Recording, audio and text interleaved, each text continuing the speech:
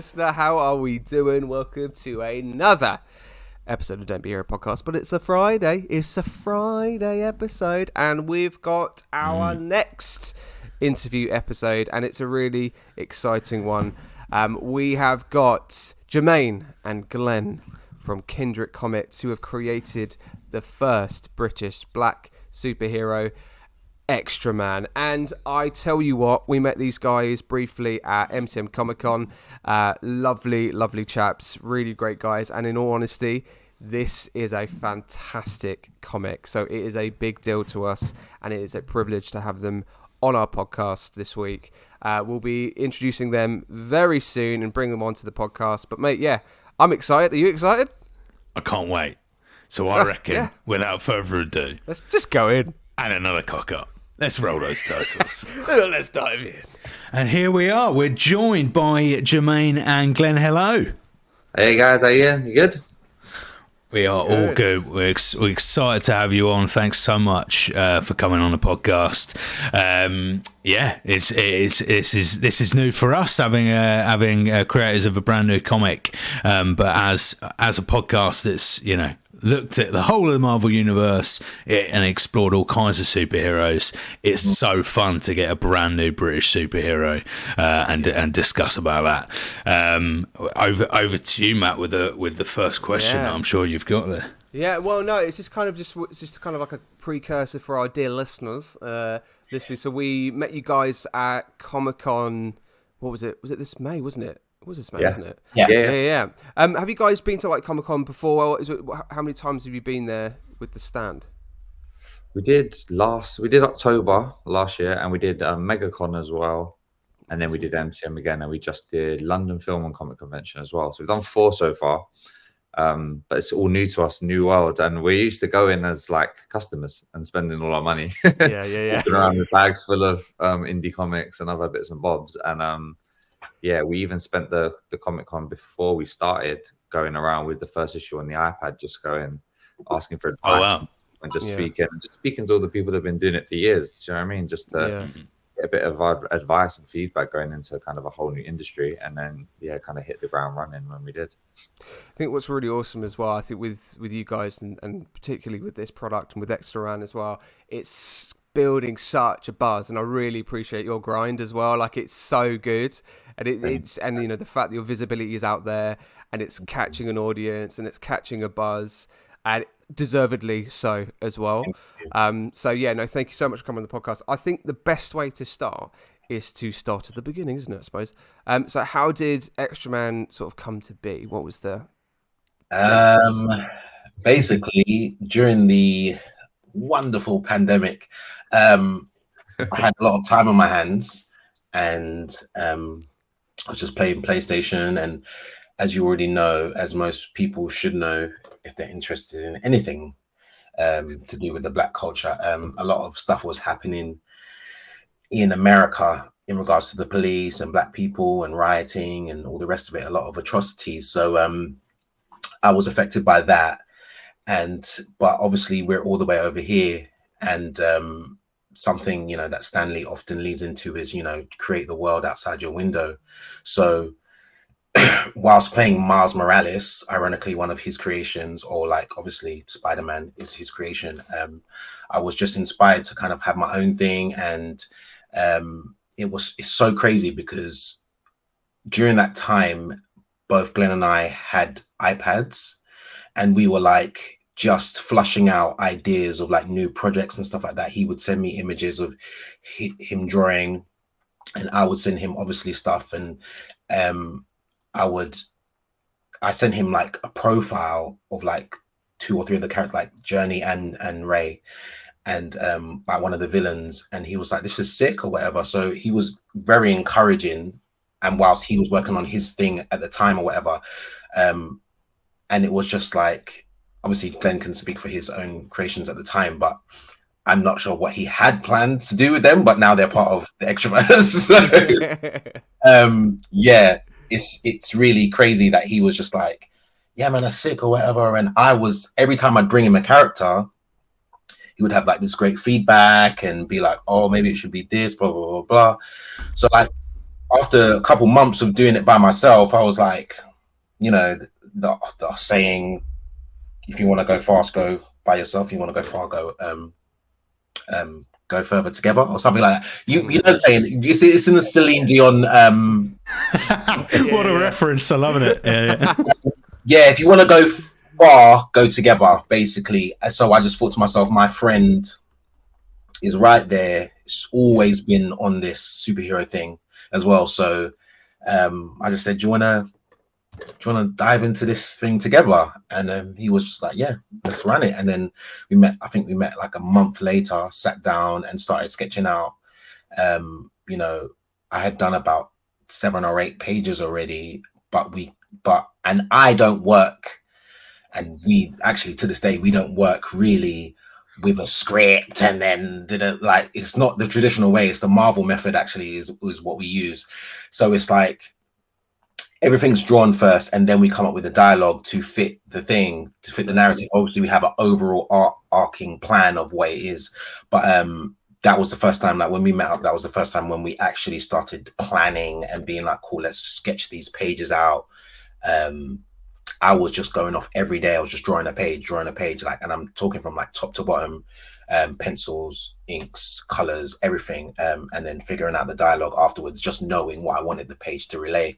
So after that, we kind of had some kind of like structure.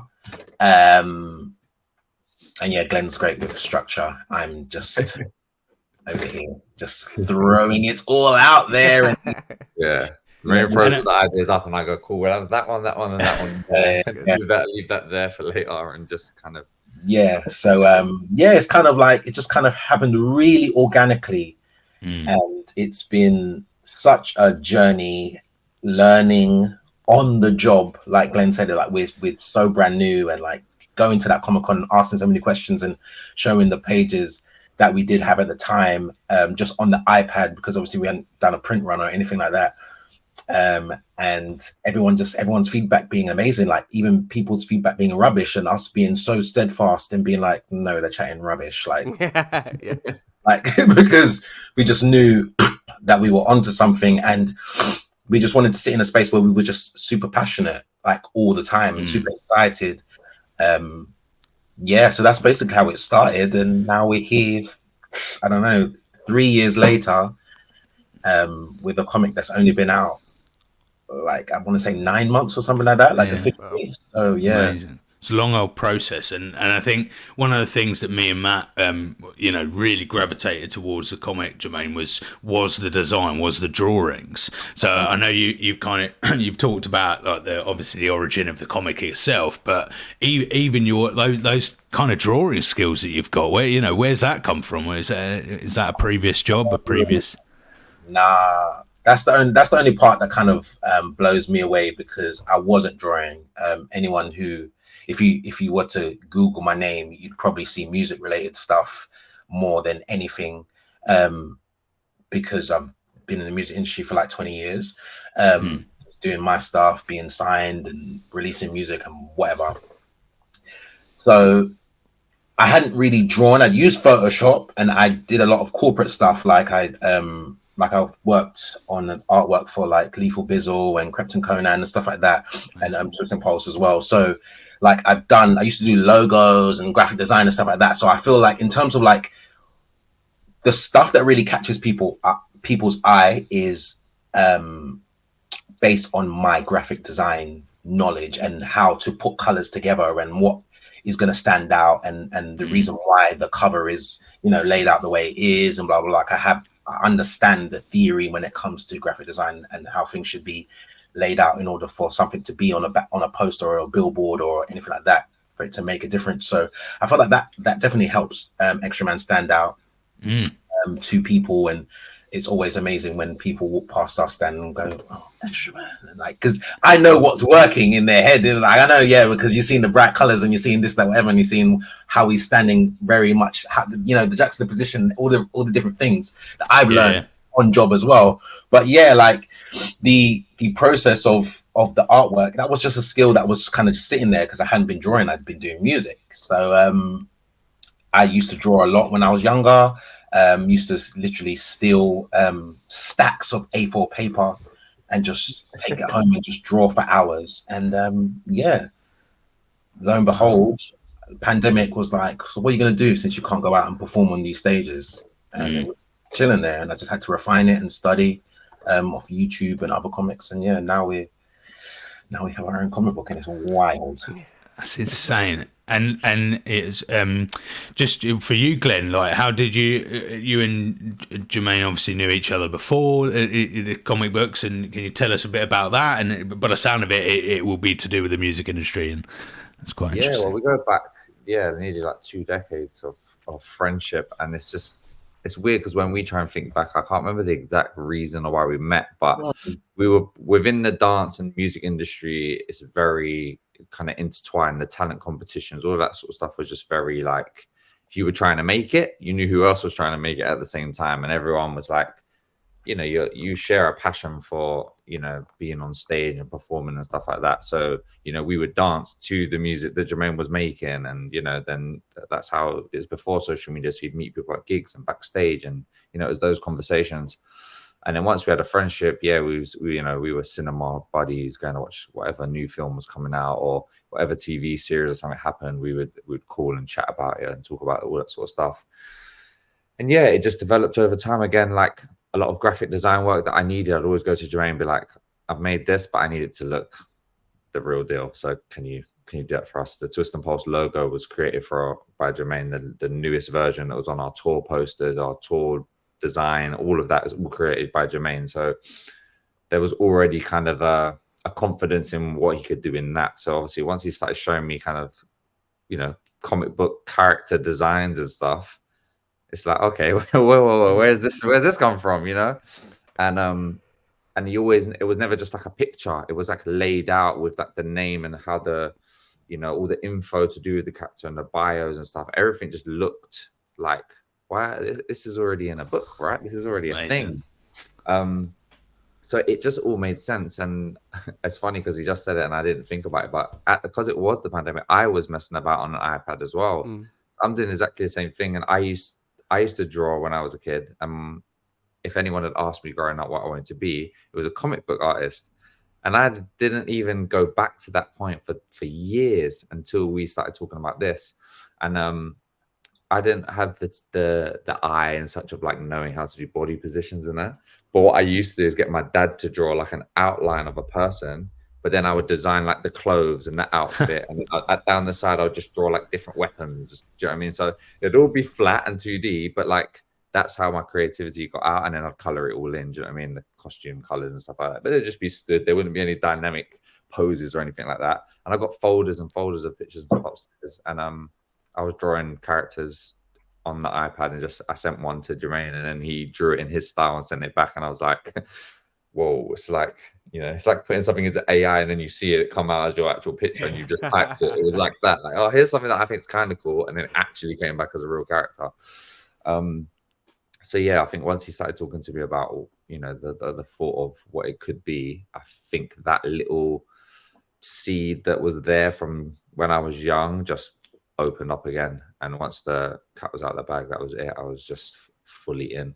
I feel like that's like one of the blessings with COVID, like particularly for those that like work in arts or like the creative industries and stuff, because being like, I mean, so me and Forrest work in the theatre industry, so we met when we were working in theatre together, and when COVID hit, that's when we were working together, and it was just seeing all of these creatives just being able to kind of just adapt.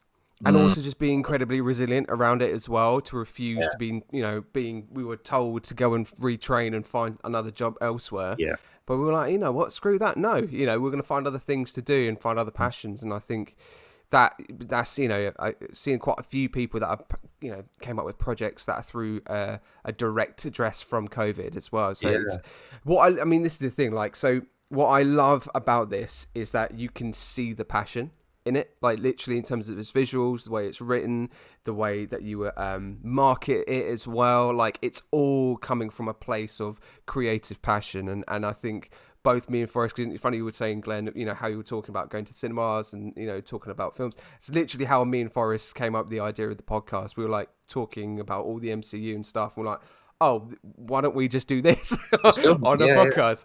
And, you know, I think when you have a creative partner like that kind of knows and gets you, and you create those synergies within each other, then you're off to the races, right? Because it's just a case of just going for it. It has to be natural, and those things, it clicks when it is. Like, that was always going to be a part. It's a part of both of us separately. So the fact that our friendship was built on those conversations and them things. So like, now talking about a character and thinking, doesn't feel like a job. We need to figure out how to make this character work, because we're kind of just going, I think a character this, oh yeah, but like, it just happens. The conversation happens. Next thing you know, you've flushed out this whole thing about somebody just through chatting, rather than like, oh, we've got a job to do and this is something we need to get to A and B to get to the next step. It doesn't ever feel like that when it comes to this. So that's why it's working, I think. Yeah, that's really cool. It's really cool. So you came up with the ideas, you're sort of spitfiring ideas, you've got now this kind of story. How does it become to be from that point? How do we start selling that? Because I'm really interested in how it goes into the stratosphere. Honestly, that's the hardest part for me, because during this process I've realized that whilst we both are good at, you know, content creation and all that type of stuff or whatever, we obviously want to be this generation's Stan Lees, and for people to know, you know, how passionate we are about, you know, the art form and just the culture and stuff like that.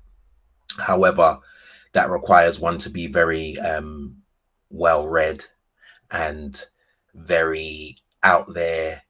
And one thing I realized is that Stan Lee wasn't drawing, so that was like, I'm like, to be, it's like Todd McFarlane says, like every meeting is time away from the board. Is like, you're not drawing the thing that the world is going to continuously want and ask you about every single day. So it's been quite been the most challenging thing, is having this thing had been 2 issues in, because we started working on this, obviously building. First issue wrapped, second issue, boom, like third issue, like we're in the thick of it now. So, and then we launch it, and then now the world wants it, and then it was like, okay, so now we have to be everywhere, and now I have to do the cons, and now blah, blah, blah. So it's like, and now we have to do the content creation, because this is 2024, and now it's like, I can't just draw all day, you know?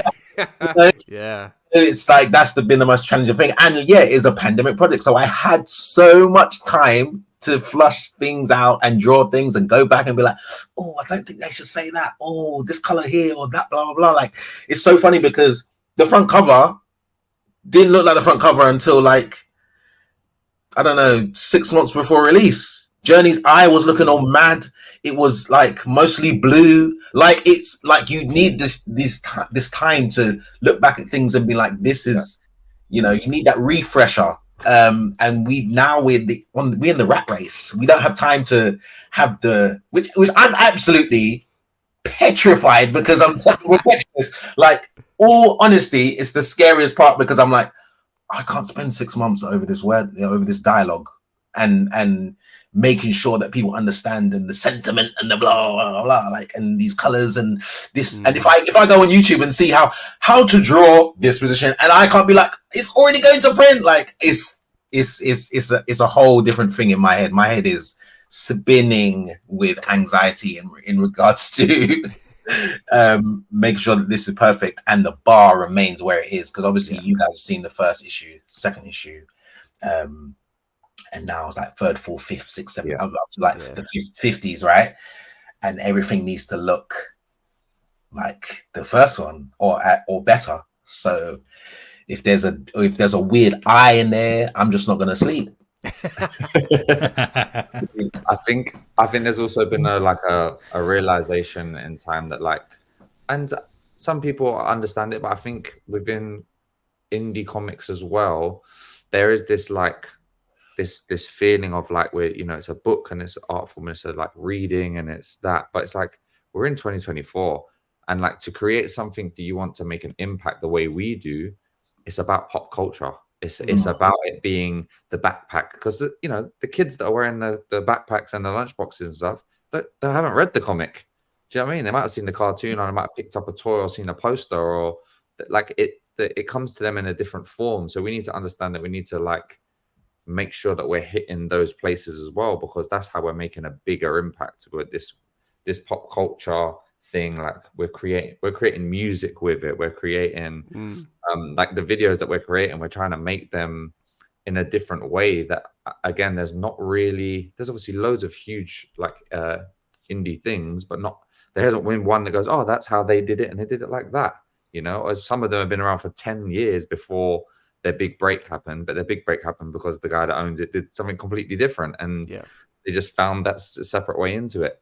And obviously now it's becoming more mainstream because we are getting more animated shows again and stuff, and that's starting to pick up again. But we're just realizing we're trying to tackle everything from every angle, and the time doesn't wait for anything. So, you know, we were having 3 days a week sitting there chatting about characters and like colors, and now I'm making spreadsheets and sending emails. And Jermaine's going, I need to draw, and I'm like, well, I need you to be here because they've asked us to do this, and we're like, we're still figuring it out, if I'm honest. Yeah, and the bigger you get, have you started to have the conversations of like long term, like we're gonna need more people, basically, we're gonna need more staff with it. Yeah. Like you guys are. I'm not gonna last. Like, like we're definitely gonna expand the team. I feel like, oh my gosh, just thinking about it is driving me nuts. But I want to do at least 50 issues, like in you know how we've been working at the least. I think with 50 issues we would have established we would have flushed out all our ideas, all the cool stuff, all the positions, all the gadgets, all the everything, right? All the relationships, all the, you know, all the I was about to say eggplants. Eggs would be, you know, explored and stuff like that. So that's cool. And I just discovered the other day that The Boys is huge now. That was only a 77 issue run. Not massive at all. And so like they've got the point across. Like we know enough about these characters in order to have a whole TV show of multiple seasons. So that's what we kind of plan to do. And then it's just like over time, by the time we get to the 10th issue, we would have obviously learned so much more and been doing this for however long and met other people and being like, cool, that person's a dope artist, or that person's a dope writer, or this person works in this capacity and this person can take this job on. And obviously we're going to, as we see more success, we're going to expand as a company. And yeah, I feel like I'm excited to have more hands on deck and more people who are enrolled in the success of a Black British superhero being at the forefront, or being our Superman or whatever. It's so crazy that anytime I do something career wise, something is always out at the same time to kind of remind me where the bar is. Like it's now obviously in the age of, like, you know, Supercell, and you know, I was just about to mention that. Funnily enough, you just talked about that because we're talking about now, and Supercell. I've just watched it. It's a new series on Netflix, and it's I don't know if you've seen it, Matt, but it is amazing. Amazing show. And they've already gearing up for a second series. So I was just, you know, in this framework, Jermaine, I was saying that actually, you know, hopefully that's prime time for something like Extraman to kind of, you know, get that Netflix attention. This is it. And you know, and now we have the new Captain America, and obviously Sam Wilson is Black Captain America now. So it's just like, it's so funny that the time is just kind of time and alignment are just working in our favor. So it's just important for us to kind of be like, cool, we just remember why we started doing this, remember all the people that are affected, remember every single person that comes up so excited to the table whenever they want an issue, like remember what's at the core of this thing. And that's honestly what keeps us going, because it's not easy just being two people that start a indie comic book company that want to, you know, take on the likes of Image and Marvel and blah blah. It's just two of us, and thankfully our innate skills is what's gotten us this far. It's not a thing where we've had to outsource anything that you guys are seeing. So it's a blessing in that regard. Like we are able to have taken it this far, but yes, expansion is a must. Otherwise, we are going to be like we did a presentation for the launch party of Extraman, and it's the little thing that we display when you come to the table or whatever. Like a lot of content is within that, yeah. And when I tell you, we were on the verge of leprosy, like 2 days before the launch, because like we were running ourselves into the ground, perfecting I can't remember the exact amount of hours, but it was into the 50 hours of not. Oh my god! To the point where I think we had a 2-hour nap where I swapped to the couch for 2 hours, and then I woke up and went back, and that was it, because we had to be done. And the presentation was 18 minutes long, and we did the whole thing ourselves from scratch. And it was, and it wasn't just like a 1080 video. Basically, the room was 270-degree screens. Wow. So the screens were around the whole venue. But in order to create that was a whole project, because then we needed this side. Literally itself was a 1080, and a 720 for one side.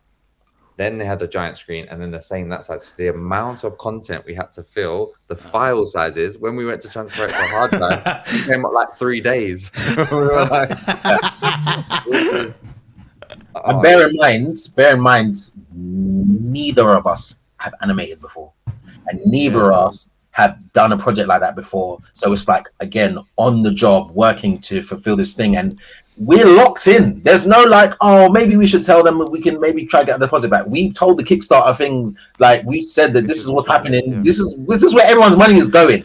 Just to say that we're doing this different and doing this bigger, and it's going to be this exciting, and this is what is in store for the foreseeable future. So yeah, we're used to killing ourselves for this. That's how passionate we are. I mean, as little as it is, it pays off, because the comic looks incredible, and it even down to your website. And so it's obviously Kindred Comics is your wider enterprise, and it just every little meticulous detail, you can see the amount of work that goes into it, and it looks brilliant, really good. And you've got the passion, right? Like it's all there. Like you've got clear set plans. You know where it wants to go. You know where you want it in terms of expansion. And I think those are the key ingredients to sustain yourself as well, but also create a legacy, right? Because that's what it's for, right? So and you can't be nervous with that. And I think some people we've asked have like, sometimes I ask someone thinking they're going to be like, yeah, we want it to be as big as this, and we're going to take it, and they don't, and you're like, why are you doing this then? Let's make the thing. It's okay to say you want it to be the biggest superhero in the world. That's okay to want that. It doesn't mean you're saying everyone else is rubbish. It just means you have a clear goal and a focus. Yeah, and I also feel like when you do set the bar to a certain height, it requires a different version of yourself, and a lot of people aren't. It takes bravery to literally do something completely brand new. You're stepping into a new space. We went to the cons asking complete strangers who have the thing that we essentially want to have, be like, can you look at our comic book, please? And it's like putting yourself in that position where it's potentially embarrassing, but it's like when you do have the passion, it helps you kind of get past that barrier of oh, I think they're going to tell us that this is rubbish or that is rubbish. And like I said, like we went in there, the only thing we had between us are these pages that are written and drawn, and the confidence that we know what we're talking about based on our years and years of passion for Marvel movies and comic books and drawing ourselves. So we went in with bravery and courage, and just like both of us being known for different things, and all of a sudden we've got everyone we know in this room looking at a comic book and it's just like, we don't have peers. in with what we do. Like there's no one else doing what we do, so therefore there's no blueprint. We literally all we can do is look over yonder at America and be like, okay, this is what they're doing, this is what the bar is, this is what I've seen on Instagram to know that, oh, this venue exists, and this is what a visual presentation should look like, and this is the audio that would get me excited, and just leaning into those things and essentially becoming a child again to get you through, get you past that nervous anxiety of this may fail. You know, you just have to be that child and just go for it. That's the only thing I would say, is just become that child again. That's really cool. With our interview episodes, we've had quite a few actors on board. We've had a stunt double, we've had a body double as well. And we've always kind of asked the question of, if you have any advice for any creatives out there that might be listening, that might have a project or might be wanting to get that certain audition, whatever it might be, particularly in your circumstance, if there's a creative project that they want to do and they haven't done it yet, what kind of advice would you give to them? I think Jermaine said it to me recently. What's that 3 words, the right order? Be, do, and have. So basically, you have to be the thing and do the thing that the person who's being it would do in order to have it. So, say, for example, we obviously want to be the best in the business or whatever, but we have to, in order to do that, we have to, you know, read comic books. I have to be drawing every day. We have to write the best. We have to sit in the chair of that thing, be it, and the universe and everything. People like yourselves will respond to the being. You lot are seeing us being. You lot are seeing us at the table, you know, greeting the fans. Like, we're being the thing. We don't have the movie yet. We don't have the series. We don't have, you know, the 50 issue run yet. But we're being from where we stand right now, and therefore we get to have this. We get to speak about all the things that we want to have, and we get to exist in the space. And it's just important to be, do, and have, more so than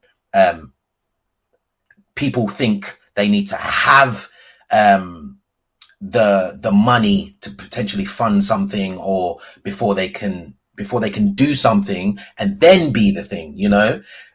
Whereas we were working on the iPads that my iPad was bought on finance. Do you get me? I need to draw right now. I need to be the thing right now and pay off later, but I need to be the artist right now, draw the thing, do it. And now we have a comic book. So it's just like, that's the equation that you need to always do, regardless of the adversity or what you may see might be the field, yeah. If it's dancing or whatever it is, or, you know, acting or whatever it is, it's practice your craft, be a dancer, go to class, do the thing. Like, then you might get seen at the class. Like, it all goes in that way, rather than like, oh, I'm not getting any work, so I don't have a job. But just go and put yourself in the space and be the thing. And yeah, like, I think that's such a good thing. And when Jermaine said it to me, it stuck with me since that, for sure. Yeah, it's amazing advice. And next question would be that we're in the future. We've got that thing. You've done it. You've drove towards it. We've got the TV series or the film or both at the same time. Thursday Murder Club are doing both at the same time. Mad. So we've got both at the same time. Who would you cast? Who do you want in Extraman? We get asked this all the time, and we never know. We never know, because basically, I think for us is like, when the timing happens, I feel like the right person is there, because I don't necessarily know if it's like a person. Like, ages ago, people were like Idris Elba, or like, if Idris Elba was, you know, 10 years ago, it'd be a perfect thing, and you're like, I just think the guy's not there yet. I feel like the guy's about to blow. Like, and then when we're ready, he'll be in that perfect position to be the newest face of the newest superhero in the world, rather than saying, oh, Michael B. Jordan would be great. Obviously, I'm sure he'd be great, or whoever, you know, else that's already huge that can put a big stamp on it. But I think there's something, personally, I feel like there's something about this new person that we don't potentially know being the face of Extraman, and that's who you know to be Extraman, and nothing else. Yeah, and also I think people automatically forget that he's British. So there's a whole plethora of Americans that have the look, but unless they can bang that British accent like authentically, like he's not going to get the job because it just has to come from a very real place. And so I personally feel like in terms of having a movie, I have a clearer idea of animation and the voices rather than the actual physicality of the people. Like it's way easier to envision, oh, that person's voice would be perfect for a Journey, or that person's voice would be perfect for Ray. Like if that, I don't know what kind of contract Daniel Kaluuya was under, but he would be great as Ray. I think. Journey is like a Coco Jones, or Kiki Palmer, that type of vibe potentially. Like it's like it's more easier to envision those type of people because we watch cartoons as well a lot, animated stuff, and it's just easier for the transformation to happen. But to find that physical person that embodies what you've been drawing for 3 years, that's going to be, I'm letting you guys know now, the hardest thing for me. And they're going to walk into that audition room and I'm like, I can't wait for that casting process, just to walk in and to have that moment when you see Ray and you go, wow, that moment, I can't wait for the goosebumps to be like, it's not going to be easy. I'm going to be there like, oh, his eyebrows aren't thick enough, sorry. I want it to feel like, you know, talk of the Tom Holland and that walking into the Spider-Man thing, or just getting that selfie. Oh my God, we found Peter Parker. Like that feeling must be incredible when it happens, and it will happen. So and I tell you what, going backwards a bit, the Supercell coming out has definitely eased that job, because there are some fab British actors in there that, you know, that we haven't necessarily seen, certainly on the screen on Netflix, and there's some brilliant talent in it. I'm well excited for what's ahead for us, man, for sure. Which I think kind of leans into me and Matt's next question, which is around: is there going to be a universe? Is there an extraverse? And have we? We have you started working on it? Loving it. We have a Bible already, and it's actually scary because I think last time I counted there was like 152 characters. Oh wow! Wow. We've got heroes and villains and teams and outer planetary missions, and there's all sorts of stuff. And the arcs are set in, so we understand. You know, we understand when we're at the Captain America First Avengers style, and then we know where our Avengers Endgame is. You know, we know what that arc of, and what it takes for the stakes to be there when we get there. Do you know what I mean? Like how to introduce each villain, how to, you know, we don't want to, you know, some things go from, here's a superhero, and the next thing he can destroy a planet with a punch, and you're like, okay, where do we go now? Like we like the, you know, we're on the ground with the crime, and we make our way up to these villains, bring in new and unique ways of causing trouble, and how that is handled by the characters that we have. And, you know, not just going, we need these 5 types of superheroes because everyone else has them, trying to create heroes in ways that we want to see them still, so everyone still is like unique to our universe and feels like it's authentic, and how they come about within the story, rather than like, we need another hero, because everyone loves a roster. You know, it's all good. Like, I think that's, you know, creating the iconic characters. It's like slightly segueing sideways, but I said to Jermaine, one of my like dream things is like a game like Mortal Kombat. When you get a download pack, you know who's iconic, because you'll get like Terminator, and then you get like Omni-Man. It's like, can you imagine Extraman is a downloader pack onto a game that's been around for that many years? That's when you know your character stands out from the rest.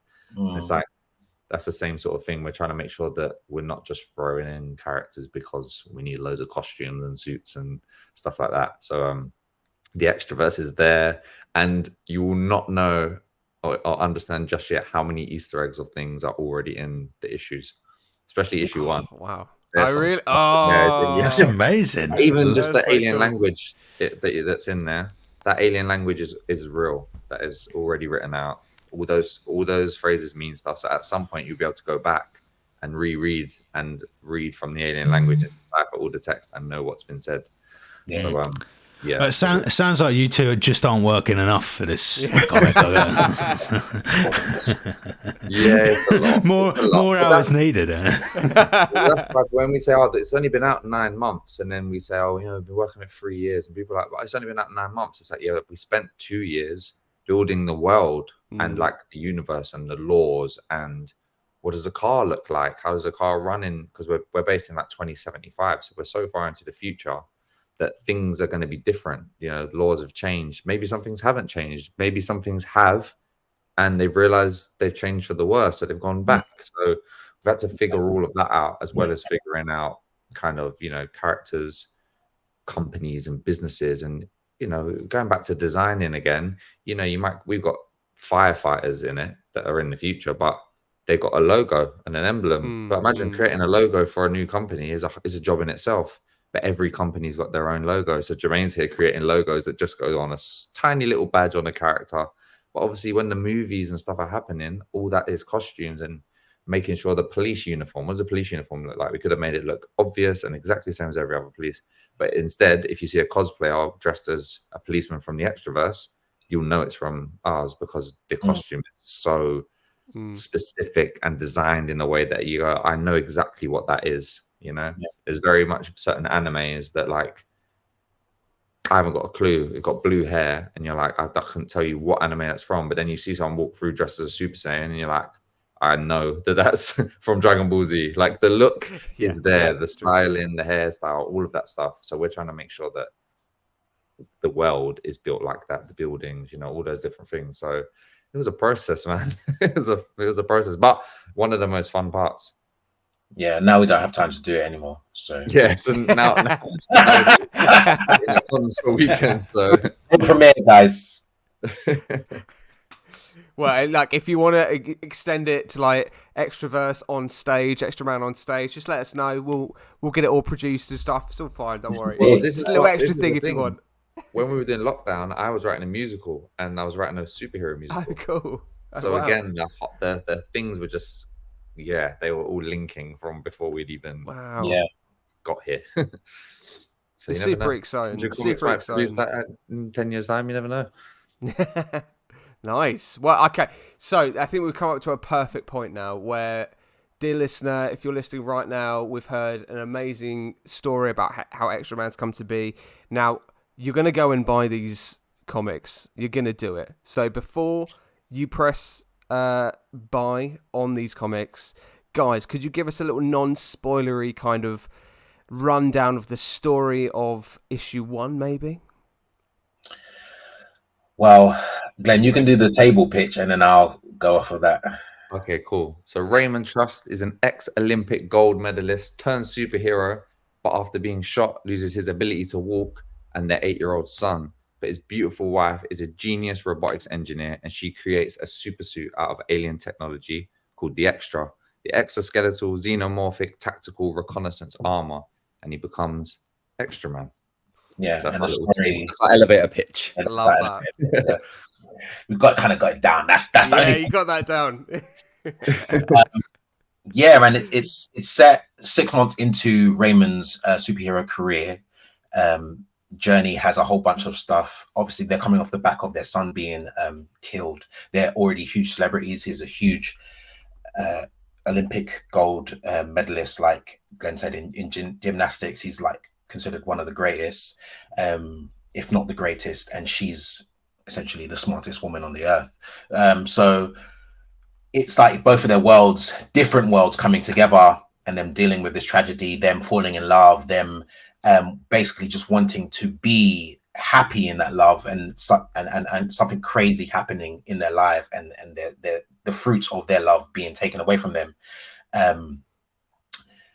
and they don't have any control. The only control that they do have is over what they can do now, and she's doing all that she can do, all the resources that she has, obviously, hence the alien technology. She's going into all the secret realms of government related anything in order for them to have a heads heads up on anything that's going on. She's able to tap into CCTV. She has control over the robots in the city. She's CEO of the of Trust Robotics, which is essentially Apple. So she has full dominance over the technology of New Brightwood, and he is obviously one of the best to ever do it in the realm of gymnastics. So he now has this alien suit on his back, so he's able to do incredible things that no other person, even if they were wearing it, would be able to do. So both of them together are trying to now tackle crime and stop other children from being, taken out, and just making New Brightwood a better place to be, based on their experience. Obviously, I don't want to give away too many spoilers and stuff like that, but through it's like the whole Batman thing. Now that they've taken it to that level, there's going to be people wanting to oppose that. So then you do have the supervillains and the science-based this, that, whatever, and this person is seeing her do all these amazing things with technology, and obviously it's 2075, so we're talking AI, and we're talking cyborgs, and we're talking, science experiments going wrong, in the classic comic book form. So yeah, it's a lot to flush out, and it's also a lot to create from scratch. Like Glenn said, it's a new world and it's set in the future, but we get to create companies and rules and sanctions and how things work now, based on the future. So it's exciting. It's an exciting world to expand on, because we can be like, oh, this is how this works now. And it might even be in this what they call it, in this state of New Brightwood. It might not even be a rule that's expanded throughout America in the future. New Brightwood in our story is the first city to embrace robotics as something within, dentistry, doctors, and things that are helping you basically walk across the street. Like, you have cab drivers. Like, robotics has been fully embraced.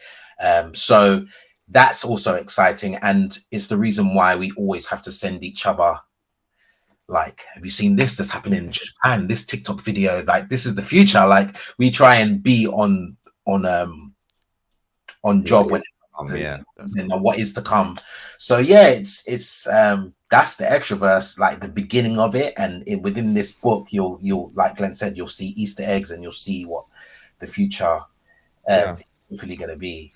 It's amazing. I mean, forget about the film. I'm waiting for the PlayStation 8 game of it, because I'll be there day one. I can't wait. The thing is, like, we always say, like, we're trying to make the most epic, cool, like, exciting superhero story, but at the heart of it, you're dealing with someone who has lost the ability to walk, and their whole character and who they were was built on being an Olympic gold medalist, and their athleticism and how Raymond became what he become, and then that's been taken away from him. We're now juggling with how he feels now being in the chair, and how he's dealing with the loss of, like, who he feels he was as a person, but knowing that he still gets to do it when he's in the suit, but no one else knows that. So there's the moments where, where he's in the chair and something might be happening that he knows that he could help, but because no one knows that he's Extraman, he's tackling this new thing now and trying to figure out who he is with his wife, and they're going through the normal things of someone that's, disabled now and has, like, day-to-day troubles where the wheelchair doesn't fit through a certain door to get into a building, like very simple things, whether it be them, out at a restaurant and banging into a table, and it just causing that frustration, and how he deals with that as a person as well. So there's a very, like, deep through line going with it as well. So we made sure that the heart is there just as much as all the fun superhero stuff. So you feel super connected to the characters as you read, and how he learns to deal with that, and how they do that together, which again is so important for our story, that there's a married couple a strong married couple, and how they support each other through such a trauma and such a big change in life, because people are going through stuff every day. Do you know what I mean? So we want things that people can, relate to and resonates with more than just, superhero. stuff. Yeah, That's really cool and because it's proper real as well. Like, yeah, and the thing that we want to be kind of at the forefront is that she's, although it is Extraman, obviously he's the face of the operation or whatever.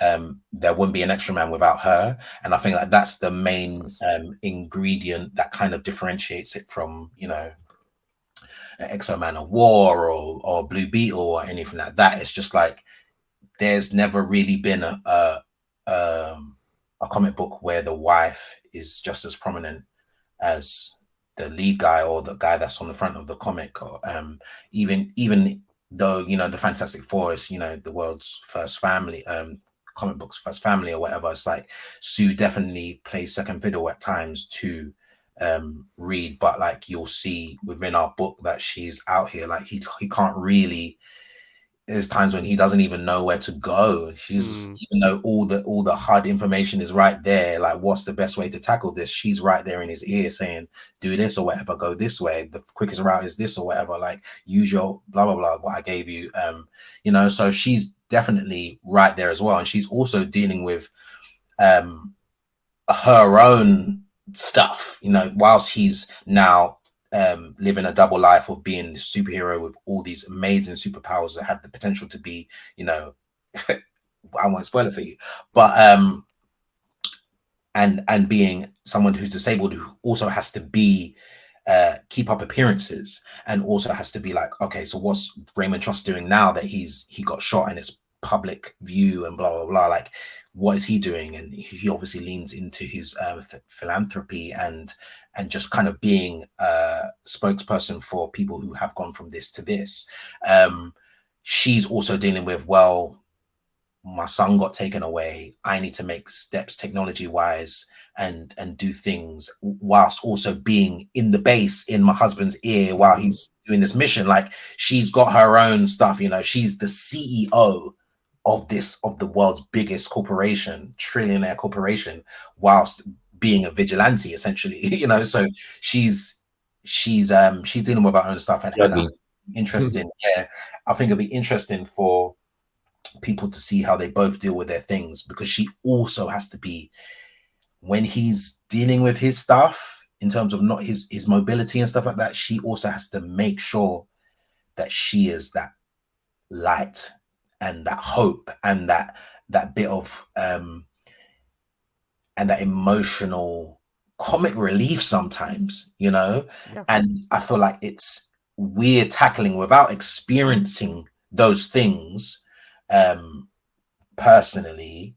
We're having to be like, would she say that? Is this a moment to make a joke? Is this a moment to be serious? Like all these types of things we're really thinking about, just so people who are reading it understand that we are trying to approach these things sensitively and appropriately, and not waste opportunities to really touch the hearts of people that and our readers. So yeah. It's me. So me and Forrest, you know, speak about this a lot in terms of like MCU, DC, even the boys that we're currently reviewing as well. Like we find the best superheroes are the superheroes that have very human stories, like very real things that are happening aside from the superhero stuff, but like something that's so deeply inherently human and relatable is where you can find the connection to an audience. So like, I mean, so I've read the first one, can't wait to read the second one. Do we know when the third one's coming out? The third one's coming out potentially late August. Ooh. But that's a exclusive for you guys, because it might come out November 1st. The idea is next con is October, and we're aiming to it be on the table for then, no matter amazing. what. So it could be out online before that and be selling before, but for the con, that aim is to have it there. So yeah, people can move on with the story. But yeah, I can't wait to see. I want to know what you guys think of issue 2. Can't wait. It's crazy. Brilliant. It's fantastic. We might have to do a separate podcast where we talk through the issues. I think we will, so that'll be nice. We'll do Awesome. Yeah. Brilliant. Well, thank you so much, Jermaine, and thank you so much, Glenn, for coming along, speaking to us. And yeah, it just sounds fantastic. I can't wait. I can't wait for issue 3, issue 4, issue 555 of the Extraverse. And yeah, we will definitely have you on again as things happen and different, if that film's on the way, come along and speak to us all about it. It'd be great. Yeah. Where can we find you guys? Where can we get the dear listeners to buy issue 1 and 2? kindredcomics.co.uk. And obviously we are online separately, but all the links and social handles and stuff like that can be found via the website. So that's kindredcomics.co.uk, and it's Extraman on Instagram. And that's basically it. I just want to say thank you to you guys for allowing us to talk so passionately about this thing that we've been working on for so long, and just giving us the opportunity to just express ourselves, and thank you for reading it. You guys are now a part of history. You guys are the first people that we've done a podcast with. First podcast. It's exciting to look back on this for me, isn't it? Yeah. When we had the premiere and stuff like that. Remember when we did the podcast? Be awesome. It's gonna be crazy. Thank you guys for being a part of comic book history, man. I can't wait. All the best with it. You guys are so talented. The passion is there. The drive is there. So we can't wait to see it grow. Thanks, guys. Love that. Thank you so much. Take care. Yeah. All right. Take care. Wow.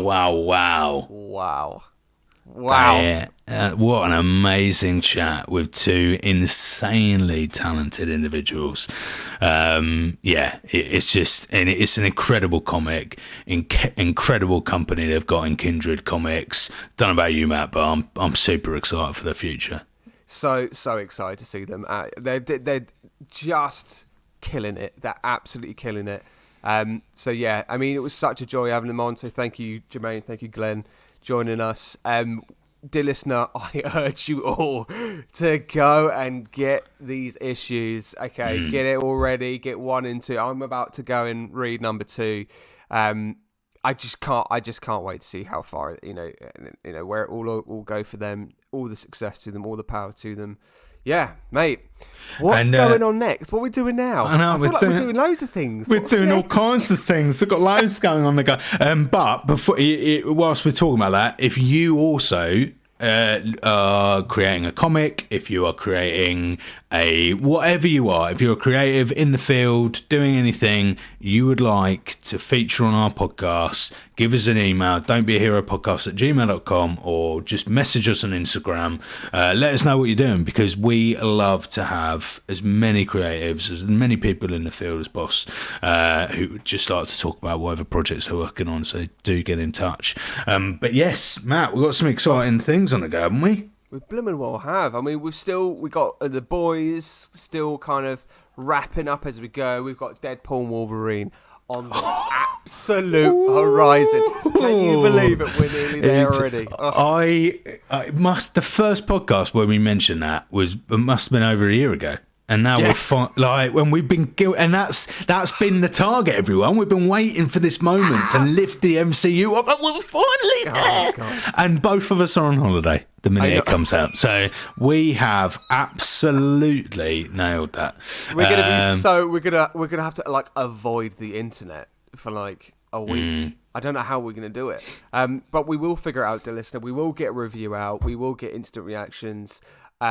We've got other interviews laid out coming out in the future, dear listener. We don't reveal what that is just yet, but for us, just kind of jumping on that as well. Again, if you are an actor, an extra, an essay artist, a behind-the-scenes camera person that's worked on any superhero project ever, we want you on this podcast, because that is what we love doing, these interview episodes. They're an absolute joy.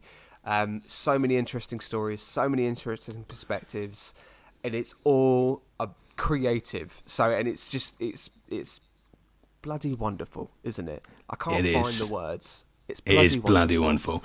We've got some exclusive movie reviews coming up. Very excited. So to follow The Exorcism, was already out in the cinemas, but we have got some top-notch movies, thanks to Stripe Media, that we've got to watch and we'll be reviewing, so that we can tell you whether it's worth going out and seeing.